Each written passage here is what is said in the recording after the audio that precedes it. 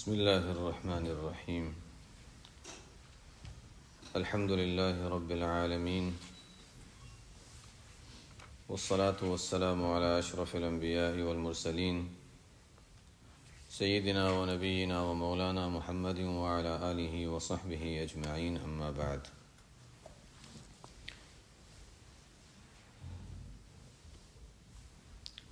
کل بات چل رہی تھی ذکر اللہ کے متعلق جو ان کا ملفوظ ہے، اس کو سمجھنے سے پہلے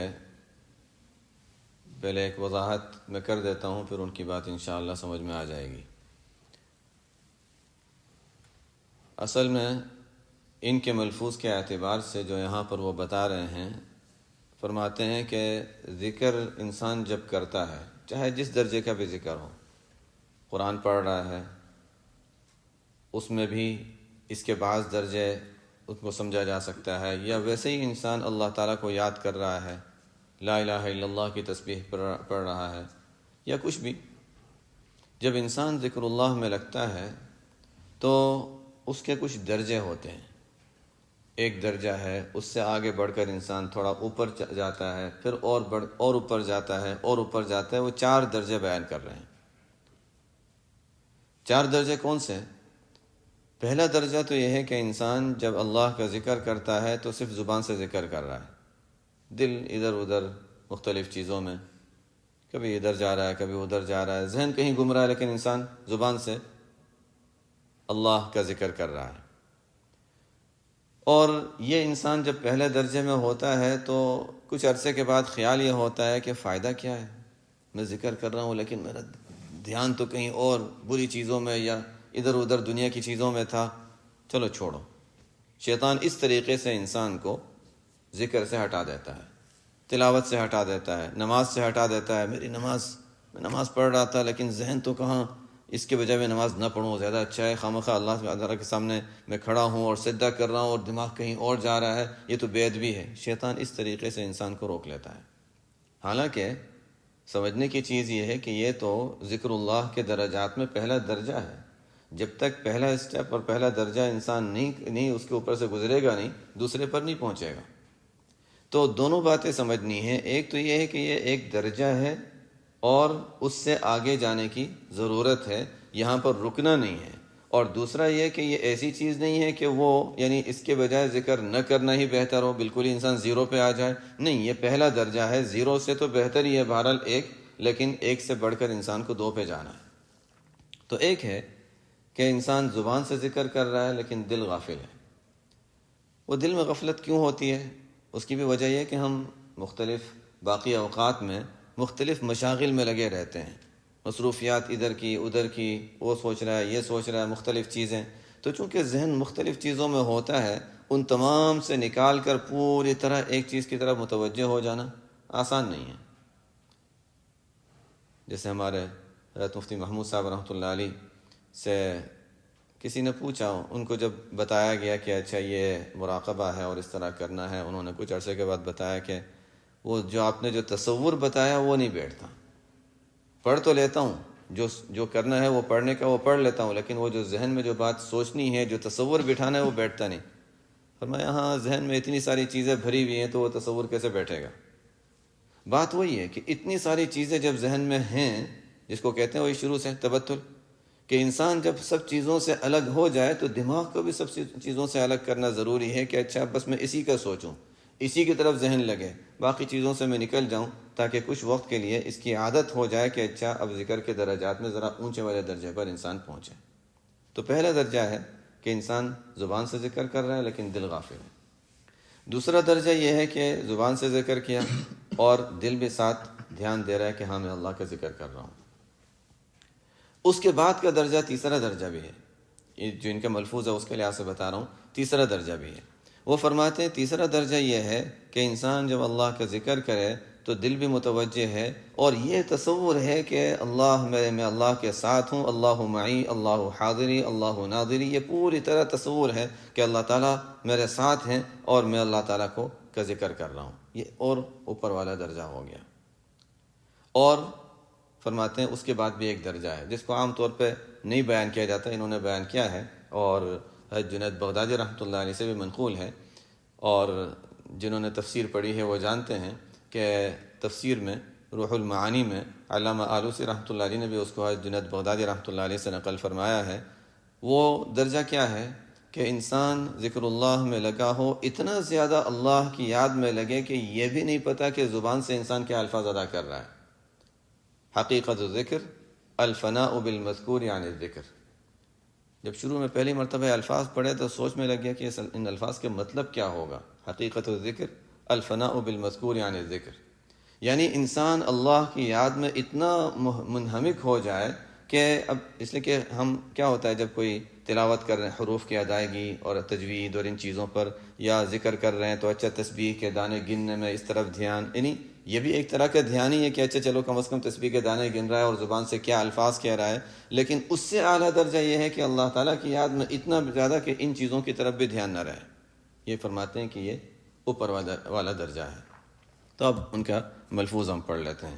فرماتے ہیں لا تترک الذکر، فرماتے ہیں کہ ذکر کرنا چھوڑ نہ دو، لعدم حضورک مع اللہ، اس وجہ سے کہ دل میں حضور قلب حاصل نہیں ہے. لأن غفلتك عن وجود ذکرہ اشد من غفلتك عن وجود لأن غفلتك عن وجود ذکرہ اشد من غفلتك فی وجود ذکرہ، اس لیے کہ اللہ کا ذکر کرتے ہوئے دل غافل ہو، اس کے بجائے ذکر ہی نہ کرنا، وہ ظاہر ہے کہ زیادہ برا درجہ ہے، اس سے کم درجہ ہے. فعسى ان يرفعك من ذکر مع وجود غفلة الى ذکر مع وجود یقظة، اور فرماتے ہیں کہ امید رکھو، پہلے درجے پر جب پہنچ گئے ہو تو عسى امید ہے اور امید رکھو کہ یہ غفلت والے ذکر سے اللہ تعالیٰ اوپر والے درجے تک پہنچا دے کہ اب یاد دہانی اور دل کے دھیان کے ساتھ بھی ذکر ہونے لگ جائے. پہلا درجہ اللہ نے دیا ہے، اس پر شکر ادا کرو تو امید ہے کہ اللہ تعالیٰ دوسرا درجہ بھی عطا فرما دیں گے. اور پھر فرماتے ہیں اور یہ بھی ہو سکتا ہے اللہ تعالیٰ کی ذات سے امید ہے وَمِن ذِكْرٍ مَعَ وُجُودِ يَقَظَةٍ إِلَى ذِكْرٍ مَعَ وُجُودِ حُضُورٍ، کہ ٹھیک ہے اب دھیان والا ذکر ہے، اس سے بڑھ کر حضور والا ذکر بھی حاصل ہو جائے، وہ جو میں نے سمجھا تھا تیسرا درجہ تھا.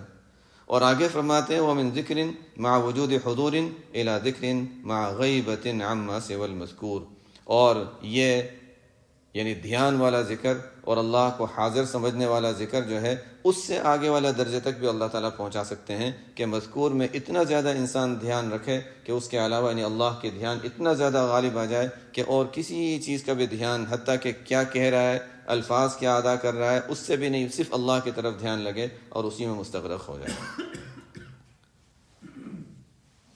آگے فرماتے ہیں من علامات موت القلب عدم الحزن عما فاتك من الموافقات وترك الندم على ما فعلته من وجود الزلات. انسان کے پاس زندگی میں انسان کے یہ دو طرح کے موقع آتے رہتے ہیں. کبھی تو ایسا ہوتا ہے کہ انسان کو کوئی نیکی کا موقع ملا لیکن اس سے اس نے فائدہ نہیں اٹھایا، اور کبھی ایسا ہوتا ہے کہ انسان کوئی گناہ سے اپنے آپ کو بچا سکتا تھا لیکن گناہ میں مبتلا ہو گیا. تو کبھی گناہ میں مبتلا ہوتا ہے اور کبھی انسان نیکی کا اور ترقیات کا اور کوئی فضیلت حاصل کرنے کا موقع ہوتا ہے، اس کو انسان ضائع کر دیتا ہے. یہ وہ دونوں چیزیں ہیں کہ مرنے کے بعد انسان کو اس پر افسوس ہوگا کہ گناہ کیا تو اس پر ظاہر پریشانی ہے، اور اگر نیکی کا موقع چھوڑ دیا تو پھر قرآن میں آتا ہے وَأَنذِرْهُمْ يَوْمَ الْحَسْرَةِ إِذْ قُضِيَ الْأَمْرُ، کہ آپ لوگوں کو ڈرائیے حسرت والے دن سے. یہاں پر مفسرین نے لکھا ہے کہ حسرت سے کیا مراد؟ حسرت سے مراد ہے کہ افسوس، ندامت، پشیمانی، یعنی انسان مرنے کے بعد جو گنہگار ہوگا اس کو اس پر ندامت ہوگی کہ اچھا میں کیوں گناہ کیا، نہ کرتا، اب مجھے راحت حاصل ہو جاتی، اللہ کے سامنے پیش ہونے میں شرمندگی نہ ہوتی. اور جس نے گناہ نہیں کیے یا گناہ کر کے توبہ کر لی لیکن نیک اعمال کا موقع چھوڑ دیا تو اس کو بھی حسرت اور افسوس ہوگا کہ کاش کہ میں اس موقع کو بھی اچھی طرح استعمال کر لیتا تو ابھی میرے لیے اور زیادہ ترقیات اور اونچے درجات ہوتے ہیں. تو یہ دو چیزیں ہیں کہ کبھی انسان نیکی کا موقع ضائع کر دیتا ہے، کبھی انسان کوئی گناہ میں مبتلا ہو جاتا ہے. تو فرماتے ہیں کہ جب انسان کسی نیکی کے موقع کو ضائع کر دے، کوئی اچھا موقع ملا تھا اور اس کو ضائع کر دیا، اور اس پر انسان کو کوئی غم نہیں ہو رہا، کوئی اچھا ٹھیک ہے ہو گیا تو کیا ہوا، ایسا ہوتا ہے ٹھیک ہے ہو گیا تو کیا ہو گیا، غم نہیں ہے۔ اور جو انسان سے گناہ اور غلطیاں ہوئی ہیں اس پر کوئی ندامت اگر نہیں ہے، دل کی کیفیت اگر یہ ہے کہ اس میں کوئی ندامت نہیں ہے، ٹھیک ہے جو ہو گیا کوئی بات نہیں، تو اس کا مطلب ہے کہ فرماتے ہیں من علامات موت القلب، یہ دل کے مردہ ہونے کی علامت ہے۔ اس کا مطلب ہے کہ دل مردہ ہو چکا ہے کہ اتنا احساس بھی نہیں رہا۔ لیکن یہاں پر بھی ہمارے مشائخ نے اس کی ذرا وضاحت فرمائی ہے۔ حضرت تھانوی رحمۃ اللہ علیہ فرماتے ہیں کہ گزشتہ زندگی کے گناہوں کو یاد کرتے رہنا بار بار اس کی ضرورت نہیں ہے۔ ایک مرتبہ توبہ کر، اس لیے کہ بسا اوقات یہ ہوتا ہے کہ انسان گزشتہ زندگی کے جو یعنی اچھا میں فلاں وقت یہ کر لیتا، اچھا میں نے وہ کیوں کر لیا، یعنی بہت زیادہ ان چیزوں کو یاد کرنے سے آئندہ کے لیے نا امیدی انسان کے لیے بڑھ جاتی ہے۔ اچھا اب میرے لیے تو اب راستہ ہی نہیں رہا، میں فلاں وقت پر یہ کر لیتا، اچھا اب تو میرا موقع چلے گیا، چلو چھوڑ دو۔ تو چونکہ یہ نا امیدی والے دروازے بھی کھلتے ہیں، تو حضرت تھانوی رحمۃ اللہ علیہ فرماتے ہیں گناہوں کو ایک مرتبہ یاد کر کے توبہ کر لے، بس اب ماضی کو چھوڑ دے، اب آئندہ جو حال اور مستقبل ہے اس کی فکر کرے، ماضی کو چھوڑ دے، ورنہ اسی میں پڑا رہے گا کہ اچھا پہلے یہ کر لیتا، پہلے یہ کر لیتا، تو اسی میں رہے گا اور اس سے کوئی مقصد حاصل نہیں ہوگا۔ بہرحال دل میں اس کا احساس ہو کہ ہاں وہ موقع میں نے ضائع کیا، لیکن اس کو اس احساس ہی میں نہ رہ جائے، بلکہ آئندہ اب کیا کرنا ہے، اب کیا کرنا ہے، یعنی گویا حال اور مستقبل کی فکر کرے، اب ماضی کو چھوڑ دے۔ آگے فرماتے ہیں لا يعظم الذنب عندك عظمة تصدك عن حسن الظن بالله فإن من عرف ربه استصغر في جنب كرمه ذنبه۔ فرماتے ہیں کہ اپنے کسی گناہ کو کبھی بھی اتنا بڑا نہ سمجھو کہ اس کی وجہ سے اللہ تعالیٰ کی رحمت کی امید سے نا امید ہونے لگو، کبھی بھی ایسا نہیں ہونا چاہیے۔ جتنا بھی بڑے سے بڑا انسان نے گناہ کر لیا، کبھی بھی اللہ کی رحمت سے اور مغفرت سے نا امید نہ ہو جاؤ۔ دعا میں خاص طور پر یہ دعا جو منقول ہے کہ اللہم، وہ کیا ہے، مغفرتک اوسع من ذنوبنا، اے اللہ تیری مغفرت تو ہمارے جتنے بھی گناہ ہو جائیں ہمارے گناہوں سے بہت زیادہ بڑھ کر ہے۔ بلکہ احادیث میں تو یہاں تک آتا ہے کہ انسان سوتے وقت جب 3 مرتبہ استغفر اللہ الذی لا الہ الا هو الحی القیوم واتوب الیہ پڑھتا ہے، تو اس کے گناہ جتنے بھی زیادہ ہوں، اور عربی زبان میں کسی چیز کے زیادہ ہونے کو بتانے کے لیے مختلف تعبیرات ہوتی ہیں، احادیث میں مختلف تعبیرات یہاں بیان کی گئیں۔ اگرچہ کسی کے گناہ درختوں کے پتوں سے زیادہ ہوں، کسی کے گناہ سمندر کی جھاگ سے زیادہ ہوں، کسی کے گناہ کسی میدان میں جو کنکر اور پتھر ہیں اس کے ذرات سے زیادہ ہوں، یعنی جو بھی ہم تکثیر جس طرح زیادتی کو سمجھ سکتے ہیں احادیث میں اس کو سمجھایا، فرمایا تمام گناہ معاف ہو جاتے ہیں۔ بس اتنا ہے کہ دل سے استغفر اللہ الذی لا الہ الا هو الحی القیوم واتوب الیہ صرف 3 مرتبہ۔ تو جب یہ اتنا یعنی اتنے سارے گناہ اتنی مرتبہ میں معاف ہو جاتے ہیں، تو پھر فرماتے ہیں کہ کبھی کسی گناہ کو اتنا بڑا نہ سمجھو کہ جس کی وجہ سے اللہ کے ساتھ جو حسن ظن ہے وہ تمہارا ختم ہونے لگے۔ اس لیے کہ جو اللہ تعالیٰ کو پہچانتا ہے تو اس کے عفو اور اس کے کرم اور بخشش کے مقابلے میں اپنے ہر گناہ کو چھوٹا ہی سمجھتا ہے۔ آگے فرماتے ہیں لا صغیرۃ اذا قابلک عدلہ ولا کبیرۃ اذا واجہک فضلہ۔ یہ بھی بات ہے جو آگے یاد رکھنی ہے۔ تو ٹھیک ہے گناہ کر لیا، اللہ کی رحمت سے نا امید نہیں ہونا، لیکن آگے فرماتے ہیں کہ ایک چیز یاد رکھو کہ اللہ تعالیٰ اگر ہمارے ساتھ عدل کا معاملہ فرمائے، انصاف کا معاملہ فرمائے، تو ہمارا کوئی صغیرہ گناہ صغیرہ نہیں رہے گا، بہت بڑا ہوگا۔ صغیرہ گناہ بھی صغیرہ نہیں رہے گا، بہت بڑا ہو جائے گا۔ اس لیے کہ انصاف اللہ کی اتنی عظیم شان، ایک شخص سے جو اپنے دوست کی بات نہیں مانتا، ٹھیک ہے دوستی ہے، ایک شخص سے جو اپنے تھوڑا سا بڑا ہے اس کی بات نہیں مانی، بڑے بھائی کی بات نہیں مانی، کوئی بڑا ہے اس کی بات نہیں مانی، برا سمجھا جاتا ہے۔ ایک شخص سے جو اپنے والد کی بات نہیں مانتا اور ان کی مخالفت کرتا ہے، اور بڑی بات ہے۔ تو جتنا کسی کا درجہ بلند ہوتا ہے اس کے لحاظ سے اس کی نافرمانی اتنی سخت ہوتی ہے۔ اللہ تعالیٰ اور انسان کوئی حیثیت ہی نہیں انسان کی۔ اللہ تعالیٰ کی مخلوقات میں بڑی بڑی مخلوقات، انسان کی کوئی حیثیت نہیں۔ ہمارے سامنے جب چونٹی ہوتی ہے اتنی بھی حیثیت نہیں ہماری، اللہ تعالیٰ کے سامنے ظاہر ہے کیا حیثیت ہے، کچھ بھی نہیں۔ تو ہم اللہ کے کسی حکم کو یہ سوچے اچھا چلو اللہ تعالیٰ نے منع تو کیا ہے لیکن صغیرہ یہ کوئی بات نہیں۔ تو اللہ تعالیٰ اگر انصاف کریں تو اس پر انسان تباہ ہو سکتا ہے۔ تو فرماتے ہیں کہ کوئی گناہ صغیرہ نہیں ہوگا اگر اللہ تعالیٰ ہمارے ساتھ عدل کا معاملہ فرمائے، لیکن ہم اللہ تعالیٰ سے عدل نہیں مانگتے۔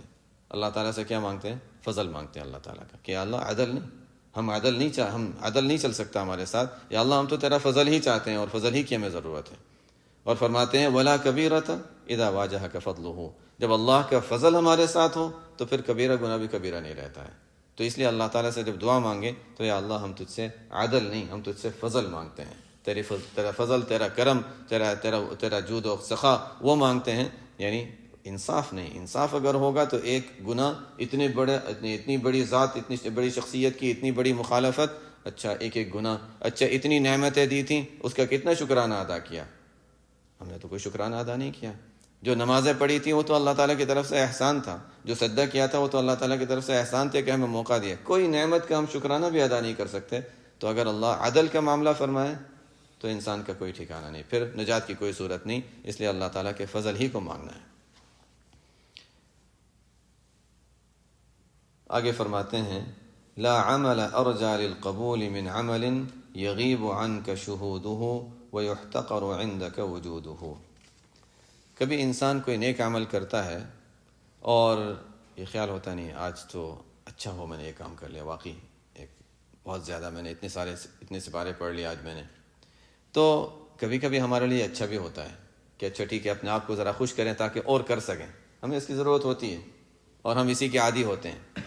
لیکن یہ فرماتے ہیں کہ دیکھو جب انسان کوئی نیک عمل کرے اور نیک عمل کر کے اس کو یہ سوچتا ہے پتہ نہیں اللہ تعالیٰ کے سامنے پیش کرنے کے قابل بھی ہے یا نہیں، جیسے صحابہ کا حال ہے قرآن میں جو بیان کیا گیا والذین یؤتون ما آتوا وقلوبهم وجلة انہم الی ربہم راجعون اولئک یسارعون فی الخیرات وہم لہا سابقون۔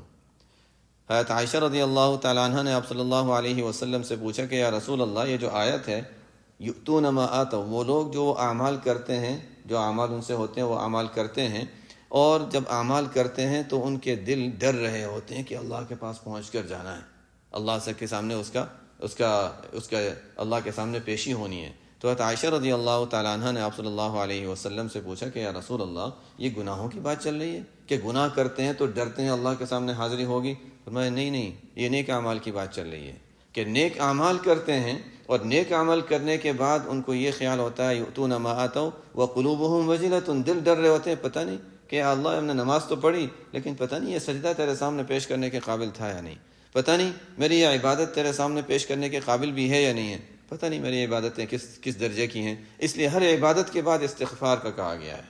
نماز ختم کی، اتنی بڑی عبادت، اللہم انی ظلمت نفسی ظلما کثیرا ولا یغفر الذنوب الا انت۔ ابو بکر رضی اللہ تعالیٰ عنہ نے آپ صلی اللہ علیہ وسلم سے پوچھا تھا کہ نماز میں کیا دعا پڑھوں، تو آپ صلی اللہ علیہ وسلم نے وہ دعا سکھائی تھی۔ کون پڑھ رہا ہے؟ ابو بکر صدیق رضی اللہ تعالیٰ عنہ۔ نماز کس درجے کی ہوگی؟ نماز کے ختم پر یہ دعا پڑھ رہے ہیں اللہم انی ظلمت نفسی ظلما کثیرا۔ سلام پھیر لیا، سلام پھیرنے کے بعد سنت ہے 3 مرتبہ استغفر اللہ استغفر اللہ استغفر اللہ، الحمدللہ نہیں، یہ نہیں کہ ہاں اللہ تعالیٰ نے ہمیں عبادت کا موقع دیا، استغفر اللہ، یا اللہ نماز اس درجے کی نہیں تھی کہ تیرے سامنے پیش کریں، بس ہم استغفار کرتے ہیں اس پر بھی۔ آپ صلی اللہ علیہ وسلم ہی کا حال دیکھ لیں کہ اتنا جو اللہ تعالیٰ نے آپ صلی اللہ علیہ وسلم کو جس کام کے لیے بھیجا تھا اور جو کام لیا، اور اذا جاء نصر اللہ والفتح ورأیت الناس يدخلون فی دین اللہ افواجا، جب بڑا کام آپ سے ہو گیا ہے، اذا جاء نصر اللہ والفتح ورأیت الناس، آپ لوگوں کو دیکھیں کہ جماعت در جماعت کثرت سے اسلام میں داخل ہو رہے ہیں، تو کیا کریں؟ الحمدللہ کا نہیں کہا، الحمدللہ بھی ہے لیکن فسبح بحمد ربک واستغفرہ، استغفار بھی ساتھ میں، کہ پتہ نہیں اب اللہ تعالیٰ کے سامنے جانے کا وقت قریب آ رہا ہے، کام میرا مقصد دنیا میں رہنے کا جو مقصد تھا وہ پورا ہو گیا ہے، لیکن میری زندگی کے اعمال اس قابل ہیں کہ میں پیش کروں۔ آپ صلی اللہ علیہ وسلم سے بھی کہا گیا زندگی کے آخر میں استغفار کی کثرت کیجیے، تو یہی سکھایا گیا، کبھی کسی عبادت کو یہ نہ سمجھیں کہ بہت اونچی عبادت ہے۔ فرماتے ہیں لا عمل ارجى للقبول من عمل یغیب عنک شہودہ ویحتقر عندک وجودہ، کوئی عمل بھی اللہ کے یہاں اس درجے کی قبولیت نہیں رکھتا جتنا وہ عمل ہے کہ انسان اس کو کر کے یہ سوچتا ہے پتہ نہیں یہ پیش کرنے کے قابل بھی ہے یا نہیں ہے۔ جب وہ خیال ہوتا ہے تو اس کی قبولیت زیادہ ہوتی ہے۔ جب یہ سوچتا ہے ہاں میں نے بہت بڑا کام کر لیا، میں نے تو یہ کام کیا، یہ کام کیا، وہ کام، جیسے انسان کبھی گئے تو یہاں پر تو اس عمل کی پوری حیثیت ختم ہو جاتی ہے۔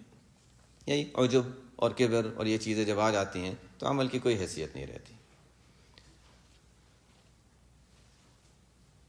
آگے فرماتے ہیں لا تفرحك الطاعة لأنها برزت منك وافرح بها لأنها برزت من الله إليك قل بفضل الله وبرحمته فبذلك فليفرحوا هو خير مما يجمعون۔ فرماتے ہیں جب کوئی نیکی کا اللہ تعالیٰ موقع دیں اور کوئی عبادت اللہ تعالیٰ نے ہم سے لے لی کہ ہم نے کوئی عبادت کر لی، تو فرماتے ہیں خوش تو ہونا چاہیے اس پر، لیکن خوشی کون سی؟ ابھی تو پیچھے آیا تھا کہ اس کو کم درجے کا سمجھو، لیکن ساتھ ساتھ یہ بھی ہے کہ اللہ تعالیٰ نے عبادت کا موقع دیا تو دل میں خوشی بھی ہونی چاہیے، لیکن خوشی کون سی؟ فرماتے ہیں کہ عبادت پر خوشی اس وجہ سے نہیں ہونی چاہیے کہ میں نے کیا ہے، یہ غلط ہے۔ عبادت پر خوشی اس وجہ سے نہیں ہونی چاہیے کہ یہ میری طرف سے ہوا ہے اور میں نے اس کو کیا ہے، بلکہ اس وجہ سے خوشی ہونی چاہیے کہ اللہ تعالیٰ نے میرے جسم کو اس عبادت کے لیے استعمال کر لیا ہے، اس لیے کہ اللہ تعالیٰ کی توفیق نہ ہوتی، اس کی طرف سے یہ ہمت نہ ہوتی تو ہم وہ کام نہ کرتے۔ یہ تو اللہ تعالیٰ نے ہمیں موقع دیا کہ اچھا ٹھیک ہے، اچھا جاؤ مسجد جاؤ، اچھا جا کر نماز پڑھ لو، اچھا اتنی تلاوت سن لو، یہ اللہ تعالیٰ نے موقع دیا، یہ تو اللہ تعالیٰ کا ہم پر احسان ہے کہ اللہ تعالیٰ نے ہمیں اس کا موقع عطا فرمایا۔ تو فرماتے ہیں کہ لا تفرحك الطاعة، کبھی کوئی عبادت تجھے خوش نہ کرے اس وجہ سے کہ تو نے اس کو کیا ہے، بلکہ اس وجہ سے خوش ہونا چاہیے کہ اللہ تعالیٰ نے تیرے جسم کے ذریعے سے اس عبادت کو ظاہر کیا ہے اور اس عبادت کو وجود ہوا ہے۔ آگے فرماتے ہیں قرآن کی آیت ہے قل بفضل اللہ وبرحمتہ، اللہ کے فضل، اللہ کے رحمت پر مؤمنوں کو خوش ہونا چاہیے۔ هو خیر مما یجمعون، انسان اپنے لیے جو باقی چیزیں جو کرتا رہتا ہے اس کے مقابلے میں اللہ کی دی ہوئی چیز، اللہ کی دیے ہوئے انعام اور عبادات کی توفیق وہ بہتر ہے۔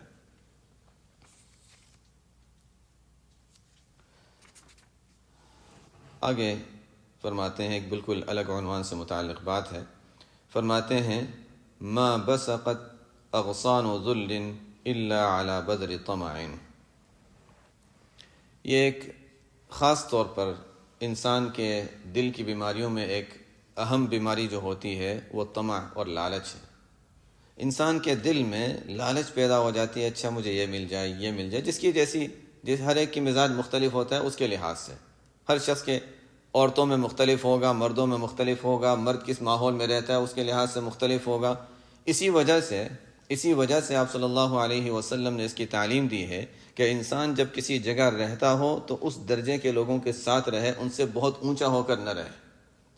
دنیا داری کے اعتبار سے بھی ایک جیسے وہ مشہور واقعہ ہے کہ ایک صحابی آپ صلی اللہ علیہ وسلم باہر تشریف لے جا رہے تھے اور دیکھا کہ ایک مکانوں میں ایک تھوڑا اونچا مکان، اس زمانے میں مکانات نیچے نیچے بنے ہوتے تھے، مدینہ منورہ کے ایک علاقے کے مکانات تھے، تو وہاں دیکھا کہ ایک مکان ذرا اونچا قبے کی شکل کے بنا ہوا ہے، ذرا اونچا بنا ہوا ہے، نظر آ رہا تھا کہ اونچا مکان ہے۔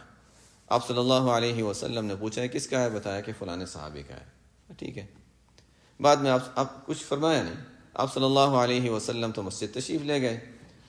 وہ صحابی آپ صلی اللہ علیہ وسلم کی خدمت میں بعد میں کسی وقت حاضر ہوئے تو حضور صلی اللہ علیہ وسلم کا رخ دیکھا کہ اچھا آپ صلی اللہ علیہ وسلم متوجہ نہیں ہو رہے ہیں، میں نے دیکھا لیکن آپ صلی اللہ علیہ وسلم متوجہ نہیں ہو رہے ہیں۔ سمجھ گئے کہ آپ صلی اللہ علیہ وسلم کچھ ناراض معلوم ہوتے ہیں، فرمایا کچھ بھی نہیں، ناراض معلوم ہوتے ہیں۔ پوچھنے کی بھی ہمت نہیں ہوئی کہ میں نے کیا غلطی کی ہے، کیا مجھ سے قصور ہوا ہے، اور صحابہ سے پوچھا کہ کوئی خاص بات تو نہیں، بس ہم وہاں جا رہے تھے، آپ صلی اللہ علیہ وسلم نے وہ مکان دیکھا، پوچھا کہ یہ مکان کس کا ہے، ہم نے بتایا کہ آپ کا ہے۔ ہاں بس ٹھیک ہے یہی ہوگا، اب پوچھا بھی نہیں، تحقیق بھی نہیں کی، وہاں گئے اور مکان کو توڑ دیا، مکان توڑ دیا۔ یعنی اب اگر کوئی ہوتا تو یہ سوچتا نا کہ اچھا چلو کچھ گنجائش نکال لیں، اب تو بن گیا ہے تو اب رہنے دیں، یا اچھا ٹھیک ہے کتنا تھوڑا سا چھوٹا کر لوں، میں کیا کر لوں، نہیں توڑ دیا۔ اچھا ٹھیک ہے، توڑنے کے بعد بھی اچھا اب حاضر ہو جاتے کہ یا رسول اللہ مکان توڑ دیا میں نے، نہیں آئے بھی نہیں، اس لیے کہ پہلے بھی آپ صلی اللہ علیہ وسلم کی طرف سے خاموشی تھی تو ابھی انہوں نے بھی خاموشی اختیار کی، بس جو چیز تھی اس کو ہٹا دیا، مکان توڑ دیا۔ کیا کیسے گزارا کیا واللہ عالم، بہرحال مکان توڑ دیا۔ اب اس کے بعد چند دنوں کے بعد پھر آپ صلی اللہ علیہ وہاں تو چونکہ وہی کا معاملہ تھا، آپ صلی اللہ علیہ وسلم پھر تشریف لے گئے، فرمایا وہ مکان کہاں چلا گیا؟ اس دن تھا، فرمایا کہ وہ صحابہ نے بتایا کہ وہ صحابی آپ کے پاس حاضر ہوئے تھے اور آپ کا جب رخ دیکھا کہ آپ متوجہ نہیں ہیں تو ہم نے بتایا کہ اس طرح واقعہ پیش آیا تھا، انہوں نے جا کر مکان توڑ دیا۔ آپ صلی اللہ علیہ وسلم کی ناراضگی اسی پر تھی، فرمایا کہ ہاں دنیا جو ہے، انسان جو دنیا میں، مفہوم حدیث کا یہ ہے کہ انسان کا یہ دنیا میں اور مکانوں وغیرہ میں جو اپنے انسان پیسے جو لگاتا ہے، اس کے یعنی یہ کوئی اچھی چیز نہیں ہے، اس پر آپ صلی اللہ علیہ وسلم نے تنبیہ فرمائی۔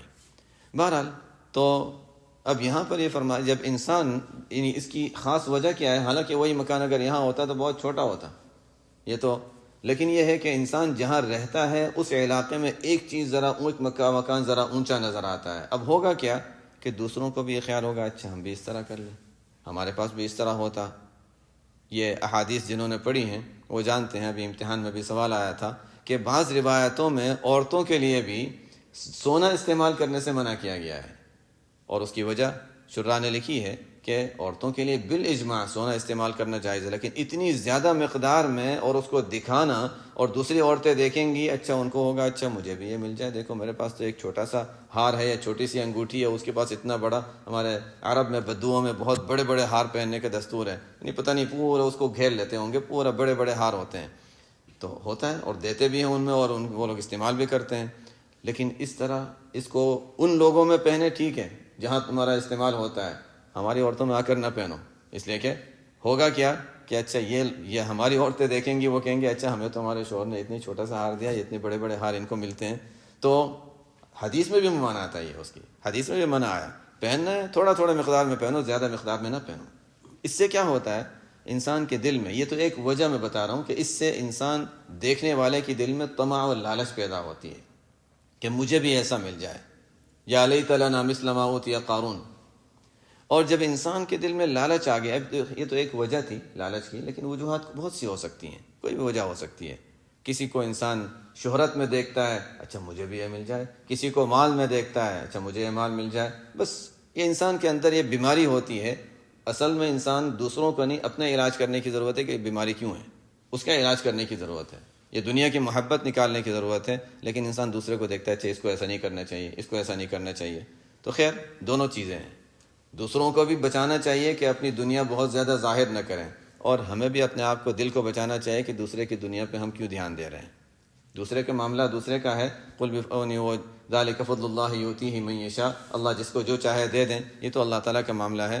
تو بہرحال یہ فرماتے ہیں کہ انسان کے دل میں جب طمع اور لالچ پیدا ہو جاتی ہے، طمع اور لالچ پیدا ہو جاتی ہے، تو اس لالچ کے نتیجے میں انسان کہاں پہنچ جاتا ہے، انسان ذلت میں مبتلا ہو جاتا ہے، ذلیل اپنے آپ کو ذلیل کر لیتا ہے۔ شروع میں نہیں ہوتا، شروع میں تو بس دل میں ایک لالچ ہے، آہستہ آہستہ ذرا وہ لالچ بڑھتی ہے۔ یہ بیماری جب تھوڑی ہوتی ہے نا، درخت چھوٹا ہوتا ہے پہلے تو چھوٹا سا درخت ہے، اور ہم جب بیج ڈالتے ہیں تو شروع میں چھوٹا سا درخت ہوتا ہے، کوئی پیر بھی رکھ دے تو وہ ٹوٹ جائے گا، بچاتے ہیں اس کو کہ کوئی اس پر پیر نہ رکھ دے۔ اس کے بعد تھوڑا بڑا ہو گیا، پھر اتنے بڑے ہو جاتے ہیں کہ اس کو کاٹنے کے لیے، شاخیں کاٹنے کے لیے باقاعدہ مشینیں آتی ہیں کہ اچھا اس کی برانچز وغیرہ کاٹنی ہے، اس کو چھوٹا کرنا ہے۔ اب اس کو ختم کرنا آسان نہیں ہوتا، اس کو توڑنا آسان نہیں ہوتا، توڑنے کے بعد بھی اس کی جڑیں زمین میں رہتی ہیں، اس کو کاٹنے کے لیے بھی مشینیں بنائی گئی کہ اچھا اس کو کاٹ کے ختم کیا جائے۔ یہی طمع جو ہے انسان کے دل میں، لالچ جب وہ ہوتی ہے تو شروع میں تو ایک چھوٹے سے پودے کی شکل میں، چھوٹی سی ٹہنی کی شکل میں ہے، لیکن جب اس کا انسان علاج نہیں کرتا اور مزید اس میں بڑھتا ہے تو وہ بہت مضبوط، اس کی جڑیں مضبوط ہو جاتی ہیں۔ اب اس کے بعد کوشش کرے گا یہاں سے کچھ مل جائے، یہاں سے کچھ مل جائے، اچھا میں یہ کر لوں تو وہاں سے کچھ پیسے مل جائیں گے، یہ کر لوں گا تو یہاں سے کچھ مل جائیں گے۔ اس سے انسان اپنے آپ کو ذلت میں مبتلا کر دیتا ہے۔ تو فرماتے ہیں کہ ما بسقت اغصان ذل، کبھی بھی ذلت کی ٹہنیاں اپنی بنیاد نہیں بناتی، شاخیں نہیں نکالتی، مگر لالچ کی بیج کی وجہ سے۔ جب لالچ کا بیج دل کے اندر ہوگا تو اس کے بعد ذلت آگے نکلے گی، اور ذلت کی شاخیں اور درخت اس کا بڑا ہوگا۔ اور اسی کے قریب حدیث میں بھی آپ صلی اللہ علیہ وسلم نے فرمایا کہ دعا، بلکہ آپ صلی اللہ علیہ وسلم کی دعاؤں میں ہے کہ اللہم انی اعوذ بک من طمع یہدی الی طبع، اے اللہ میں تیری پناہ مانگتا ہوں ایسی لالچ سے کہ میرے عزت کو وہ داغدار اور ذلت میں مبتلا کر دے۔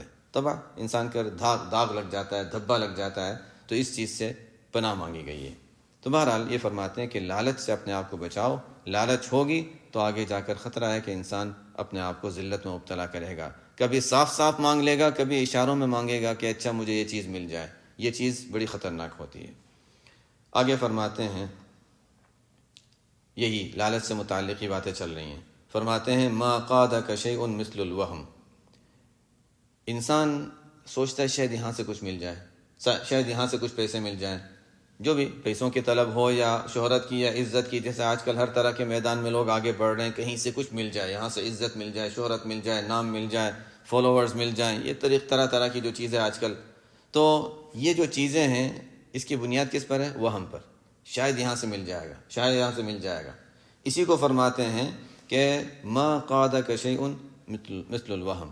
انسان جو وہم اور خیال اور گمان کرتا ہے کہ شاید یہاں سے کچھ مل جائے گا، یہاں سے کچھ مل جائے گا، وہاں چلا جاتا ہے، یہاں سے کچھ مل جائے گا، وہاں چلا جائے گا، اور دنیا میں انسان بھٹکتا رہتا ہے. فرمایا ان چیزوں سے اپنے آپ کو بچاؤ، ان وہم کے پیچھے پڑنے سے اپنے آپ کو بچاؤ. اللہ تعالیٰ نے جو حکم دیا ہے ان احکامات پر عمل کرو. آگے فرماتے ہیں انت حر بما انت عنہ آئس وعبد لما انت له طامع. فرماتے ہیں کہ جب انسان کسی چیز سے مایوس ہو جاتا ہے تو آزاد ہو گیا. پتہ ہے کہ اچھا فلانی چیز جو ہے، فلانا بڑا سا محل کسی جگہ دیکھا تھا، پتہ ہے تو مجھے نہیں ملنے والا، تو اچھا اس طرف دھیان بھی ہٹا دیا، اس لیے کہ ویسے بھی نہیں ملنے والا ہے، تو آزاد ہو گیا انسان. لیکن کوئی چیز دیکھی، نہیں ہاں میں شاید یہ کر سکتا ہوں، شاید میں اس طرح کا مکان حاصل کر سکتا ہوں، شاید اس طرح کی گاڑی میں حاصل کر سکتا ہوں، یا شاید اس طرح کا زیور میں حاصل کر سکوں. یعنی جو بھی چیز، جس کے ذہن میں بھی جو بھی چیز ہوتی ہے، انسان کسی چیز کو دیکھتا ہے، اگر یہ خیال کرتا ہے کہ نہیں یہ تو مجھے ملنے والا ہی نہیں، تو بس ٹھیک ہے، گویا کہ ذہن میں آیا اور نکل گیا، ختم ہو گیا، یہ تو انسان آزاد ہو گیا گویا. لیکن اگر یہ خیال ہوا کہ نہیں میں اس چیز کو حاصل کر سکتا ہوں، اب میں کوشش کرتا ہوں، اب اس کوشش میں لگ گیا، تو گویا کہ انسان اس کے غلامی میں لگ گیا ہے. تو جب انسان کسی چیز کو حاصل کرنے سے نا امید ہو جاتا ہے تو آزاد رہتا ہے، اور جب انسان کسی چیز کو حاصل کرنے کے امید میں رہتا ہے تو پھر انسان گویا اس طرح سے اس کے غلامی میں چلا جاتا ہے. فرمایا اپنے آپ کو غلامی میں کیوں ڈالتے ہو، آزاد رکھو اور ہر چیز سے نا امید ہو جاؤ. ازہد فی الدنیا یحبک اللہ وازہد فیما عند الناس یحبک الناس. آپ صلی اللہ علیہ وسلم نے فرمایا دنیا سے بے رغبت ہو جاؤ، دنیا سے تعلق ختم کرو، اللہ محبت کریں گے. اور لوگوں کے پاس جو چیزیں ہیں، کسی کے پاس کچھ ہے، کسی کے پاس کچھ ہے، ان سے بھی اپنے آپ کو نا امید کر لو، لوگ تم سے محبت کرنے لگیں گے. آگے فرماتے ہیں من لم یشکر النعم فقد تعرض لزوالها ومن شکرها فقد قیدها بعقالها. یہ تو مشہور بات ہے. فرماتے ہیں کہ جو نعمتوں کا شکر ادا نہیں کرتا تو گویا اس نے اپنے آپ کو ان نعمتوں کے ختم کرنے کے لیے تیار کر دیا ہے. فقط تعرض، گویا کہ اس نے شروع کر دیا، ابتدا کر دیا اور پیش کر دیا کہ اچھا اب نعمتیں ختم ہونی شروع ہو جائیں. اللہ تعالیٰ کی نعمتوں کا جو شکر ادا نہیں کرتا تو گویا کہ اس کو ختم کرنے کے اس نے ابتدا کر دی ہے. اور جو نعمتوں کا شکر ادا کرتا ہے تو گویا اس نے رسیوں سے باندھ دیا اس کو. نعمت کا شکر وہی تھا کہ اللہ نے جتنی عبادت کا موقع دیا شکر ادا کرے، تو اتنا تو ہم نے مضبوط کر لیا، باندھ دیا، اور اللہ کی طرف سے وعدہ لازیدنکم، میں مزید دوں گا. دنیا کی نعمتیں ہیں، شکر ادا کیا، اتنا تو انسان نے روک لیا، جو شکر ادا کر لیا اس کو روک لیا، اور اللہ کا وعدہ ہے لازیدنکم. لیکن اگر نعمتوں کا شکر ادا نہیں کیا، اس لیے کہ ہمیں احساس ہی نہیں کہ نعمت بھی ہے، اس کا شکر بھی ادا نہیں کیا، تو اس کا مطلب ہے کہ اب نعمتیں ختم ہونی شروع ہو جائیں گی، زائل ہونا شروع ہو جائے گا. اور یہ اگر ہم، یعنی بات تو بالکل واضح ہے، لیکن ہم اس کو دیکھیں، قرآن میں بھی اللہ تعالیٰ نے فرمایا تھا، ہم دینی اعتبار سے دیکھیں، دنیا تو خیر دنیا ہے، دینی اعتبار سے دیکھیں کہ اللہ تعالیٰ نے قرآن میں فرمایا ان تتولوا یستبدل قوما غیرکم ثم لا یکونوا امثالکم. ایک ڈانٹ ہے اللہ تعالیٰ کی طرف سے کہ دیکھو ان تتولوا، اگر تم لوگ اعراض کرو گے، میری نعمتوں کا شکر ادا نہیں کرو گے، میرے احکامات پر عمل نہیں کرو گے، ان تتولوا یستبدل قوما غیرکم، اللہ دوسروں کو لے آئے گا. اللہ تعالیٰ کو تمہاری ضرورت نہیں، اللہ دوسروں کو لے آئے گا. ثم لا یکونوا امثالکم، وہ تمہاری طرح نہیں ہوگا، وہ تم سے آگے بڑھ جائیں گے. اور اللہ تعالیٰ نے، ہم دیکھیں تاریخ کے لحاظ سے تو یہ اللہ تعالیٰ نے دکھایا کہ دیکھو ایک وقت تھا جب قرآن و حدیث کا نزول، ایک جگہ پر قرآن کا نزول ہوا، قرآن کی تفسیر جہاں بیان کی گئی، آپ صلی اللہ علیہ وسلم نے اس کو اپنے لیے مرکز بنایا تھا، اور وہی جگہ تھی. لیکن آہستہ آہستہ جب وہاں پر اس کی پوری طرح، اور ہوتا ہے انسان جب ایک نعمت قدیم ہو جاتی ہے تو اس کی ناقدری انسان میں ہونے لگتی ہے، کہ انسان کا مزاج ہے، تو وہ ہوا. ہم کسی کی برائی کرنا مقصد نہیں ہے. ہوا پھر کیا کہ اس علم کو اللہ نے وہاں سے ہٹا کر دوسرے ملک میں منتقل کر دیا. اب وہاں سے علم اور تفسیر پھیلنے لگا، حدیث پھیلنے لگا. سیاہ ستہ کا درس وہاں جہاں پر جو حدیثیں بیان کی گئی تھیں وہاں تو ہونے کی بجائے سیاہ ستہ کی جمع کرنے والے امام بخاری، امام مسلم، یہ سب کوئی بھی عرب کے نہیں تھے، یہ باہر کے تھے. وہاں سے جا کر اللہ تعالیٰ نے حدیث کا کام لیا. پھر اس کے بعد اس علاقے میں بھی جب اللہ کے دین کی ناقدری کی گئی علاقہ تباہ ہو گیا. اب وہاں کوئی جائے تھوڑے عرصے پہلے تک تو دیندار شکل کا وہاں جانا مشکل ہو گیا تھا، لیکن بہرحال اب جا سکتے ہیں، لوگ جاتے ہیں، لیکن ویران جگہ ہیں. قبر ہے، چلو کہتے ہیں امام بخاری کی قبر ہے، یہاں امام مسلم کی قبر ہے، یہ امام ترمذی کی قبر ہے، لیکن مساجد اور عبادات کے لحاظ سے وہ چونکہ وہ یعنی پورے حالات بدل گئے، تو وہ تمام جو مدارس تھے وہ مارکیٹیں بن گئیں، جو مدارس تھے وہ ختم دکانیں بن گئیں، اور جہاں پر خانقاہیں ہوا کرتی تھیں وہ بس ویران پڑے ہوئے ہیں یا وہاں دکانیں لگی ہوئی ہیں. تو یہی ہوتا ہے اللہ تعالیٰ کا نظام. یہ فرماتے ہیں کہ اللہ نے جو نعمتیں دی ہیں، ہم تو دینی اعتبار سے دیکھیں، دنیا تو کبھی آئی کبھی چلے گئی، لیکن اللہ نے جو دینی نعمت ہمیں دے رکھی ہے اس نعمت کی قدر ضروری ہے.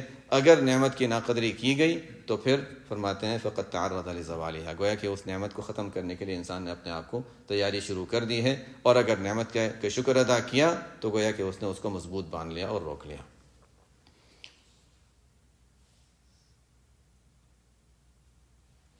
آگے فرماتے ہیں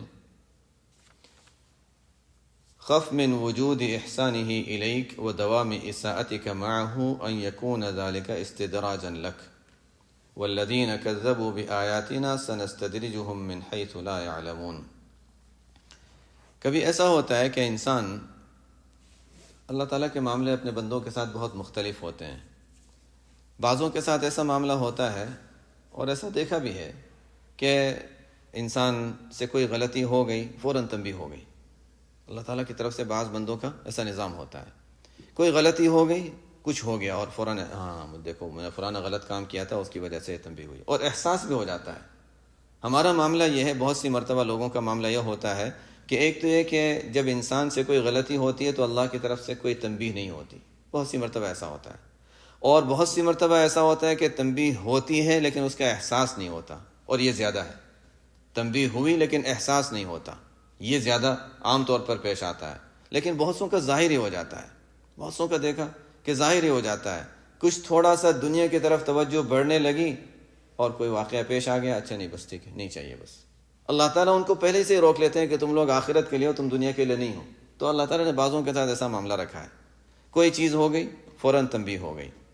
اور عجیب اس سے بھی واقعات ملتے ہیں. خیر اس سے متعلق تو نہیں، لیکن قریب حضرت گنگوئی رحمۃ اللہ علیہ اپنے جوانی کا دور ہے، وہاں مکہ مکرمہ تشریف لے گئے، طواف کر رہے ہیں. طواف میں انہوں نے اچھا لباس پہنا ہوا ہے، اور اس وقت وہ کوئی بزرگوں میں کوئی معروف بھی نہیں ہے، جوانی کا ابتدائی دور ہے ان کا، اور طواف کر رہے ہیں. جب طواف کرتے ہوئے ایک جگہ سے گزرتے ہیں تو ایک بزرگ کوئی بیٹھے ہوئے ہیں وہاں پر، پتہ نہیں، حالانکہ اتنے سارے لوگ طواف کر رہے ہیں. ان کو دیکھ کر کہتے ہیں خشن خشن، پتہ نہیں کس کو کہہ رہے ہیں، کیا کہہ رہے ہیں پتہ نہیں. طواف سے فارغ ہو کر وہاں سے گزرے تو انہوں نے کہا البس لباس الصالحین.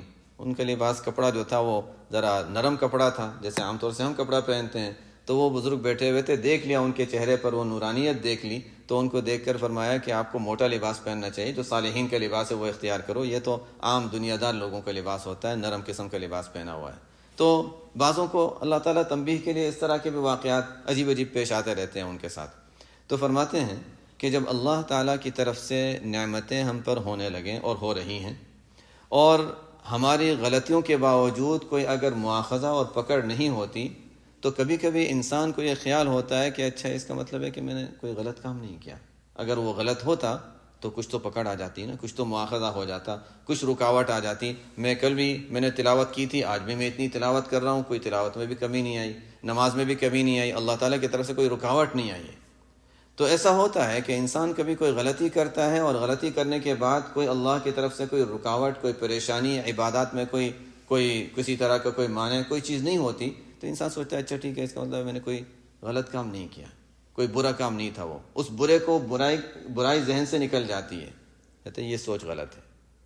یہ تو اصل کے لحاظ سے دیکھیں تو یہ تو وہی سوچ ہے جو مشرکین میں ہوا کرتی تھی. وہ کہتے تھے کہ اگر یہ ہر طرح کے لوگ تھے، یہود و نصارہ بھی نحن ابناء اللہ و احباؤہ، اور مشرکین بھی کہا کرتے تھے کہ دیکھو اگر اللہ تعالیٰ ہم سے ناراض ہوتے تو دنیا میں ہمیں اس طرح مال و دولت نہ دیتے، دیکھو مسلمانوں کو کہ وہ تنگی میں ہیں اور ہم راحت میں ہیں.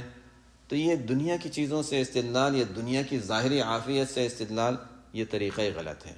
فرماتے ہیں کہ جب اللہ کی طرف سے ہم پر انعامات ہوں اور اللہ تعالیٰ کی ہماری طرف سے کچھ نافرمانیاں اور کچھ غلطیاں بھی ہوتی رہیں تو اس سے مطمئن ہو کر نہ بیٹھ جانا کہ ہم کوئی غلط کام نہیں کر رہے، بلکہ ہو سکتا ہے کہ اللہ کی طرف سے یہ استدراج اور ڈھیل ہو، اللہ تعالیٰ کی طرف سے یہ استدراج اور ڈھیل ہو۔ کل قرآن میں ہم نے آیت پڑھی تھی کہ فَلَمَّا نَسُوا مَا ذُكِّرُوا بِهِ فَتَحْنَا عَلَيْهِمْ أَبْوَابَ كُلِّ شَيْءٍ فَلَمَّا نَسُوا مَا ذُكِّرُوا بِهِ فَتَحْنَا عَلَيْهِمْ أَبْوَابَ كُلِّ شَيْءٍ کہ ان لوگوں نے اللہ تعالیٰ نے جو ان کو جو کہا تھا، جو احکامات دیے تھے، جب اللہ کے احکامات کو انہوں نے بھلا دیا، نسوا ما ذکروا به، جو نصیحتیں کی گئی تھی اس کو بھلا دیا، تو فتحنا علیہم، پکڑ نہیں آئی ان پر، فتحنا علیہم ابواب کل شیء، ہر طرح کی فتوحات ان کو دے دی، اچھا یہ بھی کرو وہ بھی کرو۔ فرعون کے حالات دیکھ لیں، قارون کے حالات دیکھ لیں، فتحنا علیہم ابواب کل شیء۔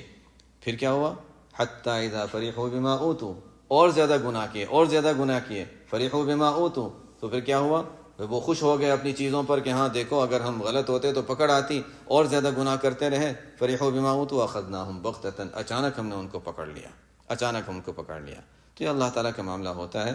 فرماتے ہیں جب اللہ کی طرف سے ہم پر اچھائی کا معاملہ ہمارے ساتھ ہوتا ہو اور ہماری طرف سے غلطیاں ہوتی رہتی ہوں تو یہ نہ سمجھو کہ ہم صحیح ہیں اور ہم کوئی غلط کام نہیں کر رہے، اس لیے کہ یہ استدراج بھی ہو سکتا ہے۔ قرآن میں اللہ تعالیٰ فرماتے ہیں والذین کذبوا بآیاتنا، جو ہماری آیاتوں کا انکار کرتے ہیں اور جھٹلاتے ہیں، سنستدرجہم من حیث لا یعلمون، تھوڑا کر کے ڈھیل دے کر ہم ان کو پھر پکڑ لیتے ہیں جہاں سے ان کو اس کے احساس اور اس کی سمجھ بھی نہیں آتی۔ سبحانک اللہم و بحمدک، اشہد ان لا الہ الا انت، استغفرک و اتوب الیک۔